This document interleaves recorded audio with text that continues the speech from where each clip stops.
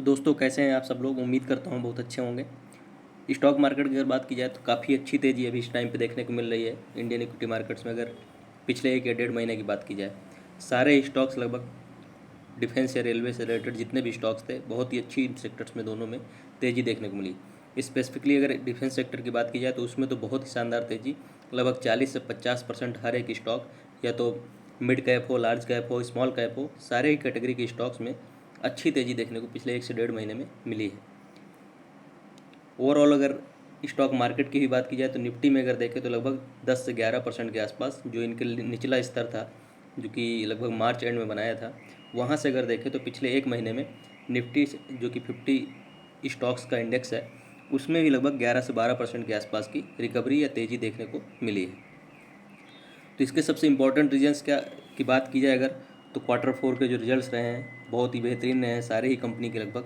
अब तो लगभग जो Q4 के रिजल्ट्स का सीज़न था वो एंड आखिरी आखिरी चल रहा है, मतलब एंड होने वाला है। और अभी तक लगभग 90% 95% कंपनी से अपने क्वार्टरली रिजल्ट्स जो है उनको रिलीज़ कर दिया है, और सारी ही कंपनी ने बहुत ही शानदार परफॉर्म किया है अपने फोर्थ क्वार्टर में। इसके बाद अभी रिसेंटली जो जीडीपी डेटा रिलीज़ हुआ था, इसमें भी कंपनी के जो इसमें इंडियन इकोनॉमी जो है उसने बहुत ही शानदार परफॉर्म किया है। एनुअल बेसिस पे लगभग 6.5% के आसपास की ग्रोथ दर्ज की गई है, जो कि लार्जेस्ट इकोनॉमीज़ हैं पूरे ग्लोबल लेवल पर। सारी कंट्रीज में अगर कंपेयर करें तो India actually fourth largest economy है पूरे वर्ल्ड में। तो अमंग द लार्जेस्ट इकोनॉमीज़ सबसे बेस्ट परफॉर्मिंग इकोनॉमी बनी है इंडिया। बहुत सारी जो कंट्रीज हैं उनमें तो जीडीपी में ग्रोथ की जगह जो है डिक्लाइन देखा गया है। तो कितनी अच्छी बात है कि 6.5% के आसपास जो है इंडिया ने जीडीपी ग्रोथ रजिस्टर किया गया है। यूएसए की अगर जीडीपी ग्रोथ की बात की जाए तो लगभग 1.5 या 2% के आसपास है, और मेजर इकोनॉमीज़ यही 1 या 1.5 2% के आसपास ही ग्रो की हैं। बहुत सारी इकोनॉमीज़ तो डिक्लाइन जीडीपी में देखा गया है, जीडीपी नंबर्स में। उसके बाद इंडिया का इन्फ्लेशन रेट भी बहुत ही अच्छा है इस समय, जो इनका रेंज होता है 2 से 4%, 2 से 6% के आसपास इनका जीडीपी मेंटेन करने का, उसी रेंज में है। लगभग 4% के आसपास, 4.2% के आसपास अभी इंडिया का इन्फ्लेशन चल रहा है।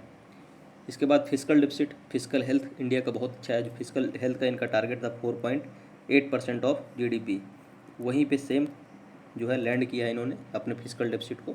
मतलब बिल्कुल परफेक्टली इकोनॉमी चल रही है।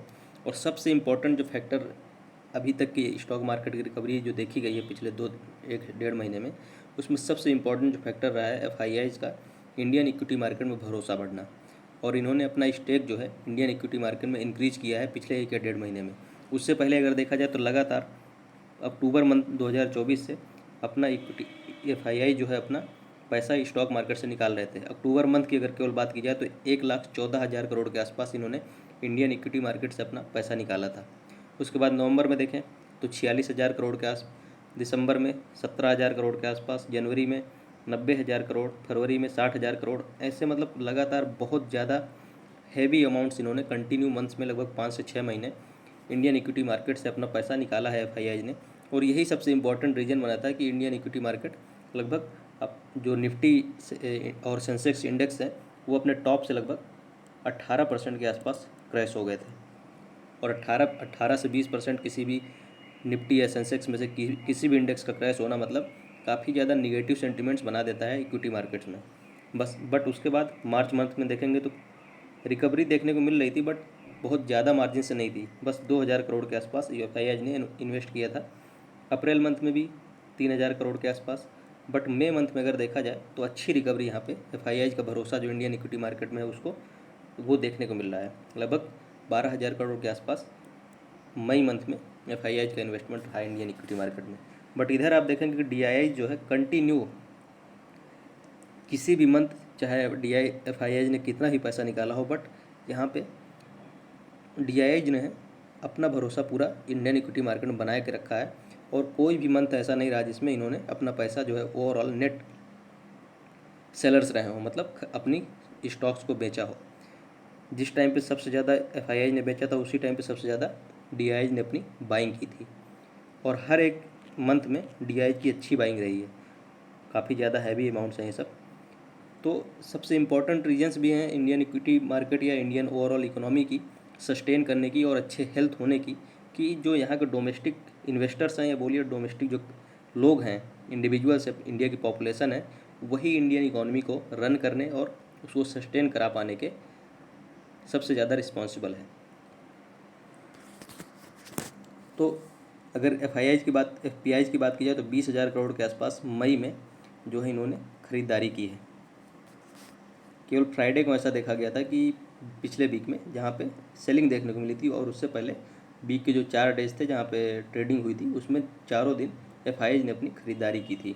ये एक पॉजिटिव सेंटीमेंट बना रहा है जो भी एफ हैं उनके लिए, और आने वाले टाइम में हो सकता है कि और ज़्यादा बाइंग देखने को मिले एफ की तरफ से।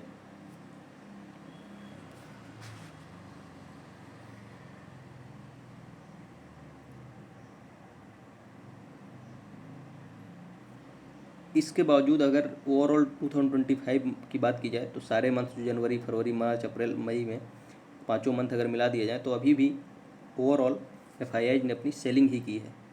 नेट सेलर्स में ही रहे हैं, नेट बायर्स नहीं बने अभी तक।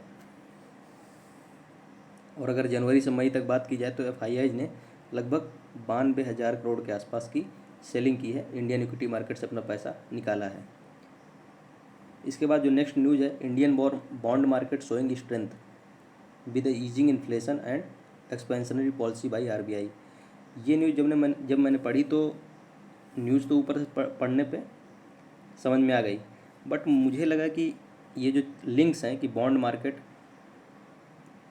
उसके बाद इन्फ्लेशन का और RBI की पॉलिसी का, इनको लिंक्स को समझना बहुत इंपॉर्टेंट हो जाता है, और बहुत सारे लोगों को ये चीज़ समझ में नहीं आती।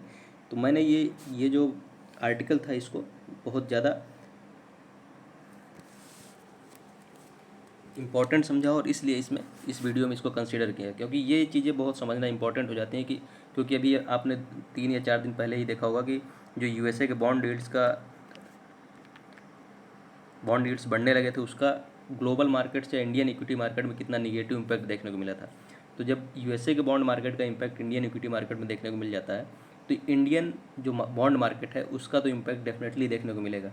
तो इंडियन बॉन्ड मार्केट को समझेंगे इस वीडियो में, इसका इन्फ्लेशन के साथ क्या रिलेशन है, इन्फ्लेशन बढ़ने पे बॉन्ड मार्केट्स में क्या क्या इम्पैक्ट पड़ता है, और RBI की जो पॉलिसी है मॉनेटरी पॉलिसी, उसका क्या इम्पैक्ट पड़ता है, मतलब रेट कट होते हैं या जो रिपो रेट होता है उसको इंक्रीज या डिक्रीज करने पे बॉन्ड मार्केट में क्या इम्पैक्ट पड़ता है, और ओवरऑल अगर बॉन्ड मार्केट में इम्पैक्ट पड़ता है तो इंडियन इक्विटी मार्केट में क्या इम्पैक्ट पड़ता है, क्योंकि हमारा इकोनॉमी के साथ जो स्टॉक मार्केट का रिलेशन है उसको इस्टेब्लिश करना, और जो भी गवर्नमेंट के इनिशिएटिव्स होते हैं या कोई भी डिसीजन लिए जाते हैं उनका इम्पैक्ट इंडियन इक्विटी मार्केट में या स्टॉक मार्केट में क्या पड़ता है, और ओवरऑल स्टॉक मार्केट के बाद हमारे जो पोर्टफोलियो है उसमें जो शेयर्स हैं उनमें क्या इम्पैक्ट पड़ता है उन डिसीजंस का, ये समझना सब मेरे लिए सबसे इम्पॉर्टेंट हो जाता है, और इसी को मैं समझाने की कोशिश करूँगा इस वीडियो में।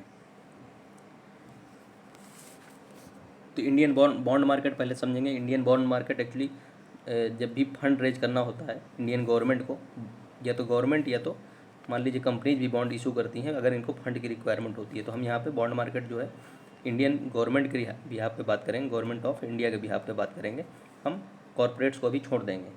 तो गवर्नमेंट ऑफ इंडिया को जब भी फंड की रिक्वायर होती है तो इनको बॉन्ड्स इशू करने पड़ते हैं, बॉन्ड्स के थ्रू पैसा ये जो है रेज करते हैं, फंड रेज करते हैं। तो बॉन्ड्स इशू करते हैं मतलब कुछ लोगों को इंटरेस्ट देना पड़ता होगा बॉन्ड्स के बिहाफ में, जैसे हमने बॉन्ड खरीद लिए तो उसके बिहाफ में हमको पर एनम कुछ ना कुछ इंटरेस्ट मिलता रहेगा, तो इन्हीं को बॉन्ड यील्ड बोलते हैं, जो इंटरेस्ट मिलता है उनको बॉन्ड यील्ड बोला जाता है। तो सारे रिलेशंस अभी समझेंगे कि इन्फ्लेशन बढ़ रहा है तो बॉन्ड यील्ड में क्या फ़र्क पड़ेगा, और पॉलिसी जो इकोनॉमिक पॉलिसी है या मॉनेटरी पॉलिसी है RBI की, उसका बॉन्ड यील्ड में क्या फ़र्क पड़ेगा।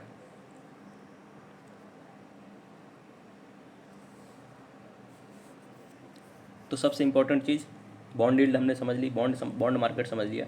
इन्फ्लेशन का रिलेशन हम अभी बॉन्ड यील्ड के साथ सेट करेंगे। इन्फ्लेशन मान लीजिए अभी करेंटली कम ही चल रहा है या रेंज में चल रहा है, लगभग 4% के आसपास इन्फ्लेशन चल रहा है, तो इसको रेंज में ही माना जाएगा, ज़्यादा इन्फ्लेशन नहीं है।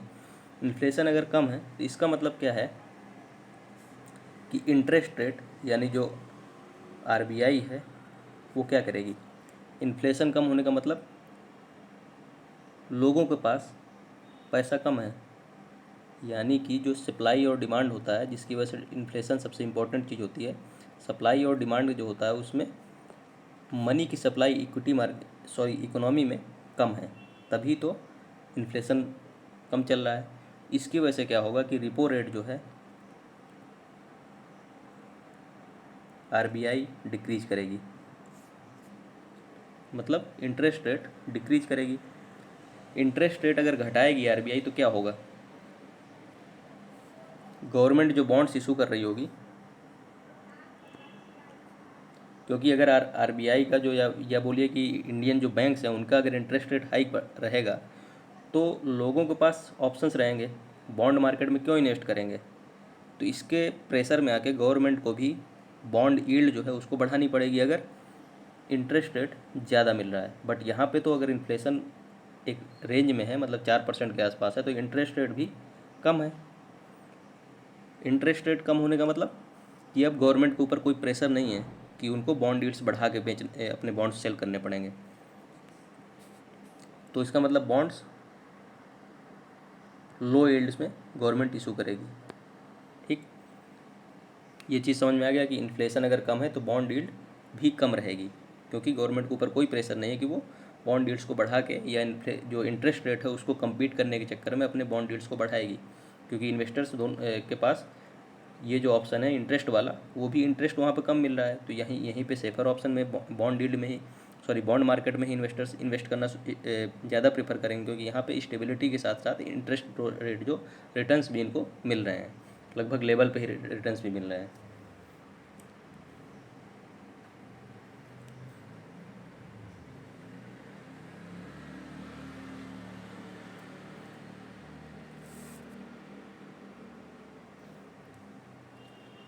तो इसका मतलब क्या हुआ कि इंटरेस्ट रेट अगर कम है तो बॉन्ड जो है गवर्नमेंट के जो बॉन्ड्स हैं उन पे लोग ज़्यादा अट्रैक्ट होंगे, उनको ज़्यादा खरीदने के चांसेस रहेंगे इनके पास। क्यों, क्योंकि यहाँ पे भी उनको उतना ही रिटर्न मिल रहा है और उतना ही रिटर्न यहाँ भी मिल रहा है, बट यहाँ पे ज़्यादा स्टेबिलिटी है, तो बॉन्ड जो है लिक्विडिटी बन जाएंगे। अब बॉन्ड्स अगर लिक्विडिटी बन जाएंगे तो इन्हीं को सब लोग चेंज करने लगेंगे, मतलब बॉन्ड्स का प्राइस जो है वो बढ़ने लगेंगे। अब बॉन्ड प्राइसेस का बढ़ने का मतलब बॉन्ड यील्ड का घटना, क्योंकि बॉन्ड यील्ड और बॉन्ड प्राइसेस का मैंने शायद रिलेशन इससे पहले समझाया था, इसमें फिर समझाने की कोशिश करता हूँ।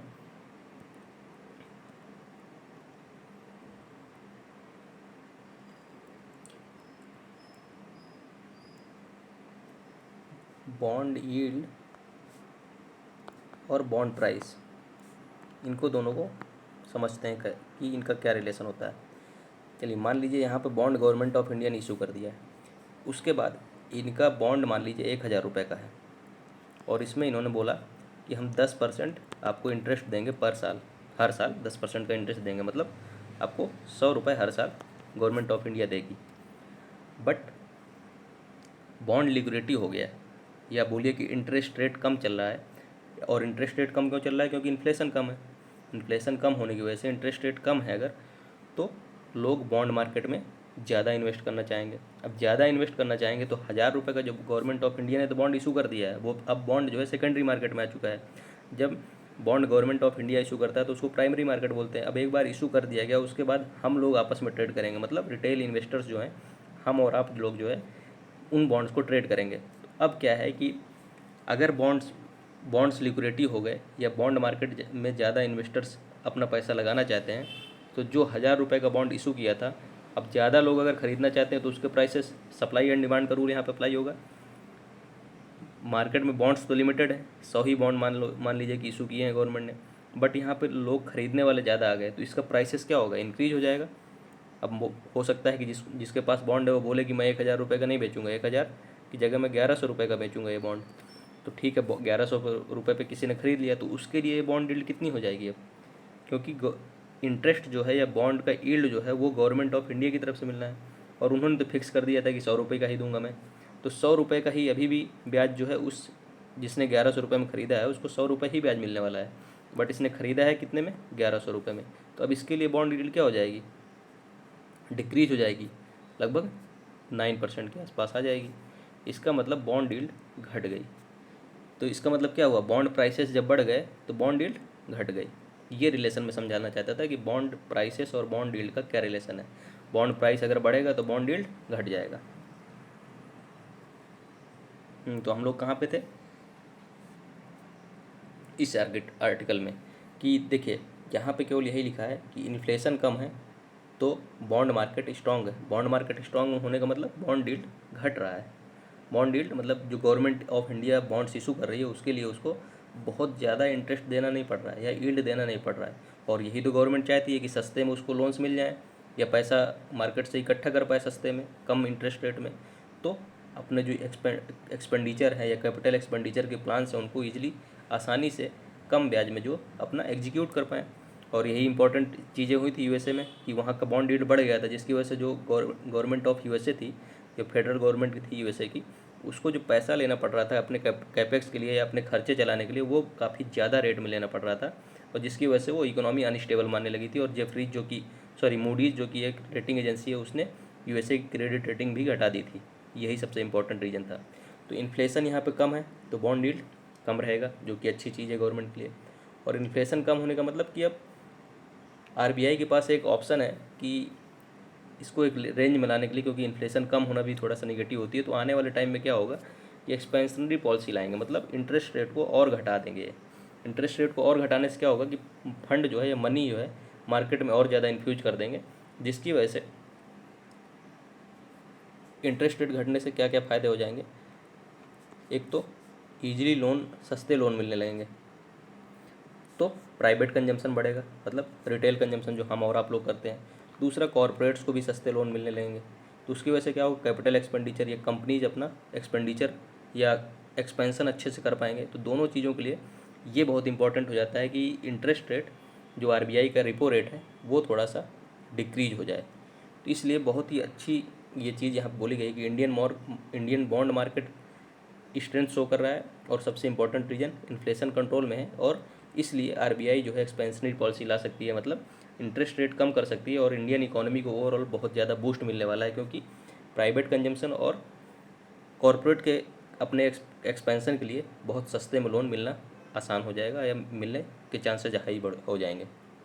इसके बाद अगली जो न्यूज़ है, robust GDP growth 2025 driven by domestic consumption and government investment, ऐसा इकोनॉमिस्ट ने बताया। इसको बहुत शॉर्ट में निपटाएंगे क्योंकि वीडियो बहुत लंबा हो जा रहा है। जीडीपी ग्रोथ जैसा कि पता ही है कि 6.5% के आसपास ग्रो की फिजिकल ईयर 2025 में, और Q4 में 7.4% के आसपास ग्रो किया। इंडियन इकोनॉमी थी उसकी जीडीपी। 2026 के लिए भी इन्होंने टारगेट दिया है कि 6.5% के आसपास ही जो इंडियन जीडीपी है वो ग्रो करेगी।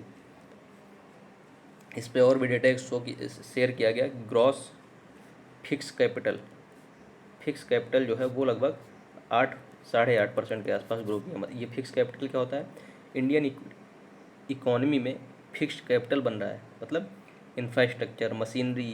क्योंकि कैपिटल क्या होता है, आने वाले टाइम में जितना आप कैपिटल में इन्वेस्टमेंट करेंगे, जितना कैपिटल ग्रो करेगा आने वाले टाइम में, उसी से इंडियन इकोनॉमी या ओवरऑल इकोनॉमी को ग्रोथ मिलता है और उतने ही ज़्यादा चांसेस होते हैं कि जीडीपी आपकी बढ़ेगी। तो 8.8% के आसपास ग्रॉस फिक्स कैपिटल जो है इंडिया में फॉर्म हुआ है और ये बहुत पॉजिटिव चीज़ है। तो यहाँ बताया कि जीडीपी ग्रोथ के क्या क्या रीजन्स रहे हैं। डोमेस्टिक कंजम्पशन मतलब यहाँ के जो लोकल लोग हैं उनका कंजम्पशन, और उनके कंजम्पशन के सबसे इंपॉर्टेंट रीजन मैंने डिस्कस किए कि लो इन्फ्लेशन है, मतलब आप ज़्यादा खर्चा कर पाएंगे, आपके पास खर्च करने के लिए पैसा ज़्यादा रहेगा। 100 रुपये में जो चीज़ खरीद रहे थे उसको अब 50 रुपये में मिल रहा है, 90 रुपये में मिल रहा है, तो आपके पास उस चीज़ को ज़्यादा आप खरीद पाएंगे, क्वांटिटी बढ़ जाएगी। तो ये एक सबसे इंपॉर्टेंट रीज़न था कि इन्फ्लेशन कंट्रोल में था। दूसरा, इनकम टैक्स रिफॉर्म्स जो हुए थे उसकी वजह से जो रिटेल लोग हैं या बोलिए यहाँ के लोकल लोग हैं, पब्लिक है, उसके हाथों में पैसा ज़्यादा आ गया खर्च करने के लिए, तो उसकी वजह से भी डिमांड जो है काफ़ी ज़्यादा बढ़ गई इंडियन इकोनॉमी में। अब सप्लाई साइड भी क्या है, गवर्नमेंट का जो इन्वेस्टमेंट था कैपिटल एक्सपेंडिचर का, जो कैपिटल एक्सपेंडिचर था उसकी वजह से इनका जो इंफ्रास्ट्रक्चर रिलेटेड जो इन्वेस्टमेंट था वो काफ़ी ज़्यादा था। और प्राइवेट सेक्टर ने अपना प्रोडक्शन जो है बढ़ाया, कॉरपोरेट्स ने अपना प्रोडक्शन बढ़ाया, क्योंकि इन्वेस्टमेंट की लिहाज से गवर्नमेंट की तरफ से उनको हेल्प मिल रही थी। तो सप्लाई और डिमांड दोनों जो है यहाँ पे फुलफिल हो रही थी, सप्लाई कॉरपोरेट्स की साइड से और डिमांड प्राइवेट या पब्लिक की साइड से, क्योंकि उनके पास हाथ में पैसा था और यहाँ से इनको जो है प्रोडक्ट्स ईजिली मिल रहे थे, सस्ते मिल रहे थे। क्योंकि गवर्नमेंट यहाँ पे पुश कर रही है, इंफ्रास्ट्रक्चर डेवलपमेंट कर रही है, जो कि कॉरपोरेट्स को हेल्प कर रहा है अपने प्रोडक्ट्स को ईजिली सप्लाई करने में और जो कस्टमर्स हैं उनके तक पहुँचाने में। ये थे कुछ इंपॉर्टेंट अपडेट्स आज के बारे में। वीडियो थोड़ा सा लंबा हो गया, बट बहुत ही इंसाइटफुल इन्फॉर्मेशन मैंने शेयर की है। ये जो दूसरा आर्टिकल था बॉन्ड मार्केट को लेके, इसको समझना बहुत इंपॉर्टेंट है।